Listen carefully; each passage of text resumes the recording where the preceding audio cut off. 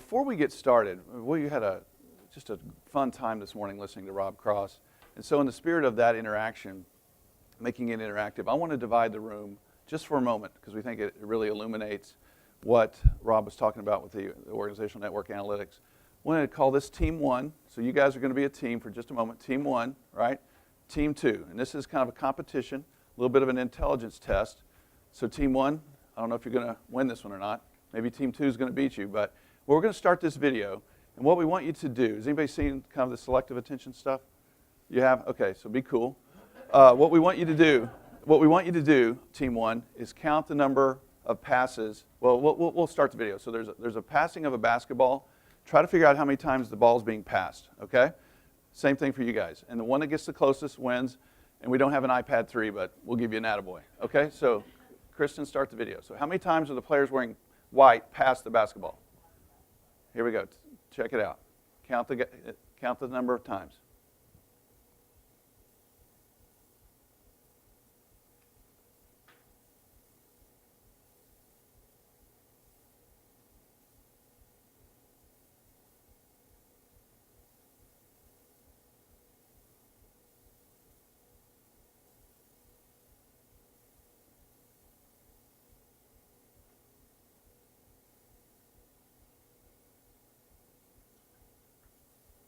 Okay.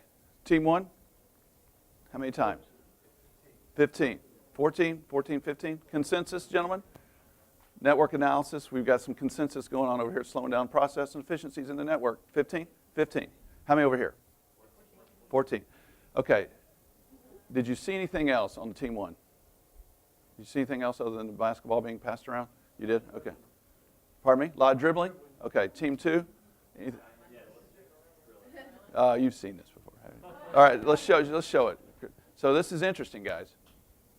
We'll play the rest of it. The correct answer is 15.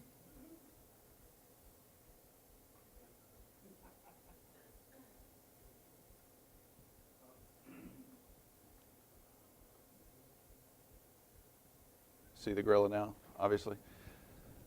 So anyway, it's an interesting exercise, and we do this a lot in our consulting engagements to kind of, because we're usually talking with business and IT people, and we're trying to get them to open up a little bit on their thinking that the mental models that we have and we show up between IT and business and change is pretty strong, and we're trying to show them that sometimes what you think, your mental view of the world and what you think is reality is not necessarily reality, and we never really have anybody see the gorilla, so we got some smart people in the room. So here's what we want to do. Our topic today was how to drive organizational change with ONA, Organizational Network Analysis. So we're going to kind of narrow that down a little bit and talk about how we see companies, sorry, did somebody say something? Okay. How we see companies deploying technology, new software applications, which really is in effect driving change. So that's kind of how we're going to narrow this a little bit. And what we want to do is this is an interesting topic. What we're seeing out there is a flawed approach, especially in cloud computing. The world is moving very fast today. And we'll tee this up so that a few slides of context, and then we'll show you how the organizational network analysis, the ONA, is really paying dividends for us in our clients. So what we see folks doing is an old model, a waterfall methodology where it takes 12 months to deploy technology on average, right? Your experience with IT applications is probably 12 to 18 months to deploy. So what's happening in today's world is everybody's embracing the cloud, right? Everybody's heard of cloud computing. So everything's moving much faster. And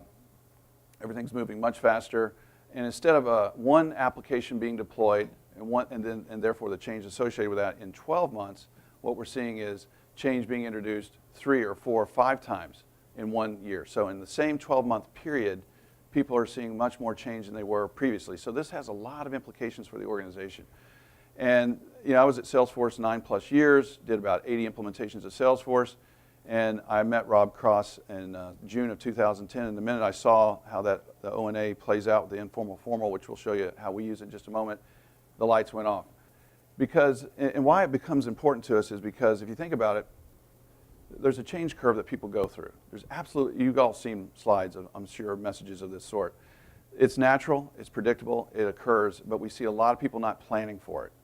And so our whole message is plan for it, because what you want is a very successful deployment of technology, right? A change effort. You don't want something that's typical, and you don't want something that's fragmented. Yet, if you look at IDC or Gartner or Forrester or some of these other guys, right, the market for technology is vast. You know, they're saying the cloud computing space alone in the next 5 to 10 years is going to be a $1 trillion industry. It's hovering around $100 billion right now, so it's got a lot of growth. And we're not seeing people adopt technology very well, and so that's why we're very, very focused on this. So this is how we frame it out, and there were a couple comments earlier. One of the gentlemen talked to, I can't remember, one of the last questions, how do you make it stick? So let me orient you to the middle of the slide. You've all heard people, process, and technology. We've all heard that 100 times. What we have found is there was no real kind of anchor point into why anybody was doing anything. I mean, we would ask several questions with a lot of executives, you know, why are you deploying this technology? What part of the corporate strategy does it map to? We could not get really clear and crisp answers. So we started this, this whole dialogue around, you know, what is your, this is a systems-based model, by the way, but we have permission to use it from the Haynes Center, which is, Steve Haynes, if you don't know him, is a big systems thinking guy in the industry, about 35 years in the business. You know, we're just simply trying to have a dialogue around what are your future state goals and objectives, how are you going to measure them, and then where are you today, current state, against those same metrics. And then the throughput is how are you getting from current state to the future state. And this is something that we've shown, this is how O&A starts to play for us, because a lot of companies out there focused on the technology. A lot of companies out there focused on the process. But in our world, we weren't seeing a lot of companies focused on the people part of this. How do you get people prepared? And what you typically see, I don't want to steal Kristen's thunder, but you'll see a very focus on the formal network, right? They'll create their core teams, and then they'll create these committees. And so the other point that really I want to resonate that we sort of glossed over is that slide about the strategy map, right? Really having that future state, the metrics that are showing you're making progress towards future state, and the current state, and then the throughput. What are you changing to go from where you are today to where you want to be? And this is a slide that we talk about. This is right out of the Activate Networks playbook. We're basically saying, you know, I'm sorry, Kristen, slide back. This slide, where this happens to be one we use for an example purposes, but it's a pharma-based slide that's in their playbook. But we're trying to show back to the big picture, right? We know what your strategy is, your 4 or 5 corporate imperatives. We know you're trying to get there over X period of time. How are you doing today across your groups? In other words, how are the groups collaborating today? We use this as a point to kind of help draw focus. And then the next slide. And then you heard Rob talk about energy. This slide we use as a talking point many, many times. Has a lot of impact when we get people to kind of start buying into this whole notion of O&A. Because you're looking at, in this case, we cut it off, but there were the top 20 people. And when you look at this particular lady, Maria, she's ranked #1 in this particular company. She's consulting, she's a VP, she's out of New York. Time and role becomes very interesting. We're also layering in performance. So we look at time and role, her energy, 73%, accessible 17%, or percent access ties 17%, cross-functional 90%. So 90 people said they go to this lady for help. Of those 90 people, 90% cross-functional, so outside of her organization per se, so highly connected individual. And these are some of the key points that we like to bring out with folks when they're trying to deploy technology. So just checking in like Rob did. Is some of this making sense? The head nods? Okay, great. So what we want to do next, one more. And then this is a heat map that we, again, right out of the Activate Networks playbook in terms of trying to guide you on where you should be thinking and putting your efforts versus some sort of random notion, not necessarily tied to anything other than some executive sponsors it and everybody thinks it's a good idea, so you go spend hundreds of, thousands of dollars on deployment. So the last slide that we want to talk about is a case study where we brought Rob and Peter Gray. Is Peter in today? He was going to, maybe got Peter Gray, yeah. So Peter and Rob met those guys. We brought them in. This is a software company that's top 10 in the world in terms of revenue, about 6,000 employees worldwide, operating in about 25, 26 countries.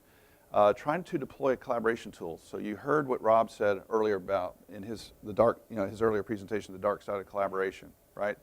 More collaboration is not necessarily a good thing. We ended up doing something called a subjective O&A. In other words, we didn't actually use the Activate tool. I think actually this was right before Activate officially became Activate. It was, Dave, I forgot the name of the company before it was Activate, but yes, that's right. Thank you. Appreciate it. So we brought Rob and Peter were doing some consulting for this particular firm. And what they wanted to do is take a very kind of interesting approach. It was originally going to be 3 waves of folks 9 months each, but it was a traditional kind of IT approach. The waves were going to be, weren't necessarily selected carefully initially as that heat map may have showed you by, by group that matched the strategy. In other words, in this particular place, the company was trying to grow revenue, operational efficiencies, do more product innovation that they were doing, and improve the customer experience. Those were the 4 they were trying to do. So Rob kind of helped them think about that. They went back to the drawing board actually, went back to the drawing board and started rethinking this. And they had done an O&A exercise a few years prior, pulled out some of that mapping that they had done. It wasn't with Rob, it was with a firm that he might have alluded to earlier that costs a lot of money to do. So hopefully there are no folks in here from that particular firm, but good firm actually. They do a great job out there. So the result was, instead of doing a plan of a big bang approach, or actually it was 3 waves, 3 months each to do all the traditional kind of IT approach. Well, let's learn, and then we'll get efficiencies, and we'll do this thing in 9 months. It ended up being 3 months. And what happened was, as Rob helped them think through who the waves should be, and the influencers and connectors and brokers in the waves, they actually collapsed into one big one. So the wave 1 connected with wave 2 connected with wave 3, and no one wanted to be left out. So it all became one big wave, and instead we deployed the technology in 3 months instead of 9 months with some very specific goals, objectives, and measurement, and it was a huge success.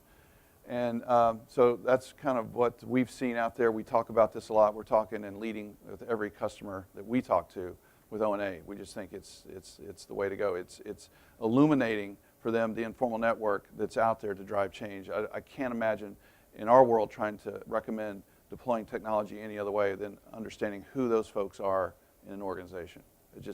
And the failure rate's too high. So this is one technique we use to help mitigate that risk. So with that, I think we've hit, yeah, so that's kind of the last slide. I'd love to hear any feedback, some questions, some thoughts.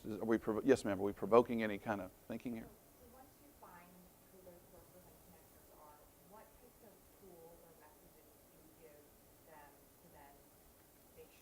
Yeah.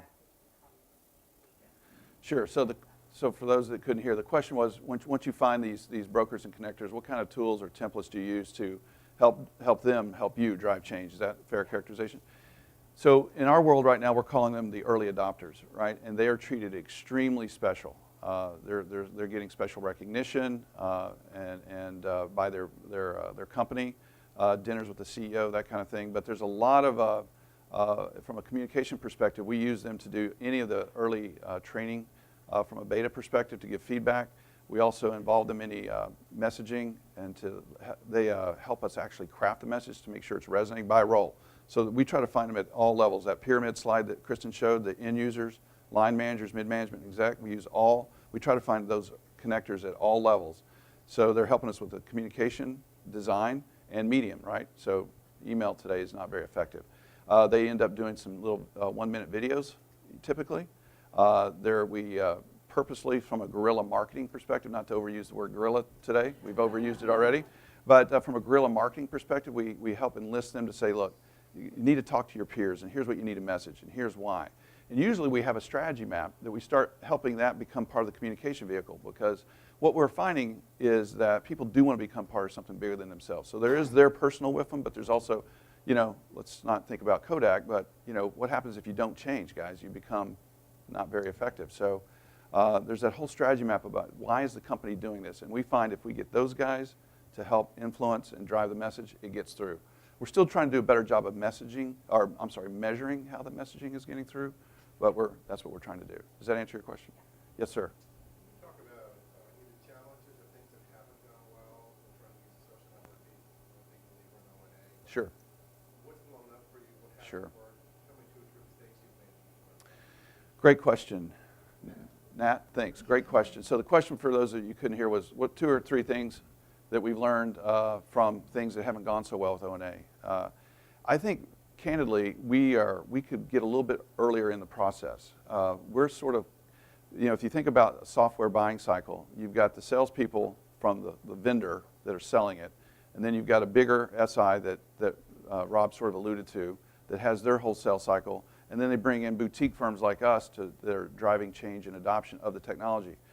We usually are coming in a little bit later than we'd like to, frankly, to have the conversation. So in those situations, there's not much we can really do about it. But if we get a chance to tee it up properly and position it properly, some of those things that have come up are really not necessarily related to O&A, but more just understanding the buying cycle. You know, understanding the buying cycle and you know, all that goes with that, which is in and of itself just, there's a lot going on at this when we're coming in now. If Nate, if we're coming in as an interventionist, which is starting to happen more and more, then that changes the whole game, right? People have already failed at something. They've tried an old pattern to repeat it. It didn't work. We haven't really seen any of those blow up, frankly, because they're going, help us. And we're saying one way to do it is to look at the informal network and see who's really driving change and who's really getting stuff done. We haven't had any of those blow up. Do you have any resistance when people wanted to be part of this network analysis? The resistance to wanting to be a part of it? Absolutely. The net of it is that this illuminates a lot of interesting things. And we find ourselves, you know, Rob was alluding to the cultural discussion. We find that cultural discussion coming up more and more, the leadership discussion. We've got Craig here from CCL. That is really becoming a very powerful thing because people are deploying technology. It's not going so well. Why isn't it going so well? We believe it's culture and people-oriented, leadership commitment, not buy-in. We don't even use that word anymore, commitment. And there's a comfort level with these guys. If you look at the demographic in their generation, you know, not to stereotype, because where I'm from in Silicon Valley, there are a lot of younger guys, but there's a generational thing that we're dealing with, right? And they don't want the transparency. We had this COO say to me, you know, why do I want all this transparency? Why do I want to know what's going on in my organization? It's just fine as it is. I mean, literally, I'm quoting. And so we had some interesting conversations to help draw that out. So any other questions? We hope you have found this useful. Thanks, guys. Appreciate it.